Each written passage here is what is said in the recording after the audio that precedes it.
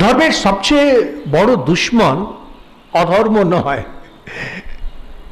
অধর্ম যারা, তাদেরকে, যারা ধর্ম মানে না তাদেরকে ধর্ম বুঝিয়ে দেওয়া যায়। ধর্মের সবচেয়ে বড় দুশ্মন হয় অবজেক্টিফায়ার্স, যারা ধর্মকে অবজেক্টিফাই করে দেয়। অবজেক্টিফিকেশন মানে হয় জিনিসটা এই এই অবজেক্টিফিকেশন, যেমন এটা পেন, এটা আমি বললাম পেন, এটা পেন পেন পেন, এটা গরু না, এটা ছাগল না, এটা পেন। এই ভাব যখন ধর্মে এসে যায়, এরা হলো ধর্মের সবচেয়ে বড় শত্রু, কারণ এদেরকে আর কোনো মতে কিচ্ছু বোঝানো যাবে না। যে স্বামীজি ঘণ্টা কর্ণের কাহিনী বলেছেন। ঘণ্টা কর্ণ হলো ফ্যানাটিক্স, ফ্যানাটিক। এই বিভিন্ন ধর্মে দেখবেন প্রচন্ড ফ্যানাটিক, ধর্মের নামে তারা মেরে বেড়াচ্ছে। তো বলছে, স্বামীজি গল্প বলছেন, আপনারা জানেন, আমি জাস্ট ছোট্ট করে বলি, যে একজন এরকম শিব ভক্ত, তো ওরকম লোকেরা ওকে খ্যাপানোর জন্যে, ওকে দেখলে বিষ্ণু বলতো, হরি। তো তখন কানে ঘন্টা দুটো লাগিয়ে নিয়েছে, কেউ হরি বলে দুলিয়ে দিত, যাতে হরি নাম পর্যন্ত কানে না যায়। তো শিব তখন ঠিক করলেন যে না, একে শিক্ষা দিতে হবে। তখন ওর যে মূর্তি অর্ধ হয়ে গেছে, হাফ শিব হাফ বিষ্ণু। ও তখন করলো কি, যে ওই শিবের যেটা পা সেখানে ফুলটা দেয়, বিষ্ণুর পায়ে দেয় না।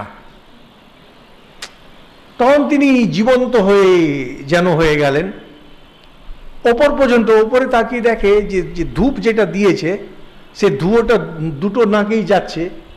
তখন এই বিষ্ণুর যে নাকটা সেখানে গিয়ে কাপড় গুঁজে দিয়েছে যাতে ওইটাতে নাক না যায়। শিব তখন অভিশাপ দিয়ে বললেন, ঘণ্টা কর্ণ, তুমি একটা অসুর। এটা হলো অবজেক্টিফিকেশন, ভগবানকে অবজেক্টিফাই করে দিয়েছে। আমরা এই যে আমি মানুষ, আমিও নিজেকে অবজেক্টিফাই, আমরা অবজেক্টিফাইড। যারা দেববাণী শুনেছেন সেখানে দেখেছেন কিভাবে আমরা একটা প্রিন্সিপাল, সেখান থেকে আমরা একটা পার্সোনালিটি, সেখান থেকে আমরা একটা পার্সন। যখন একটা পার্সন হয়ে গেল, আপনি তাকে অবজেক্টিফাই করে দিলেন। ঈশ্বরকে যখন বলছেন কালী ঈশ্বর, বৈষ্ণবরা বলে যে ভগবান শ্রীকৃষ্ণ হলেন কাণ্ডারী, তিনি সবাইকে ভবসাগরে পার করান। যারা শাক্ত তারা কোনোদিন তাদের উদ্ধার হবে না।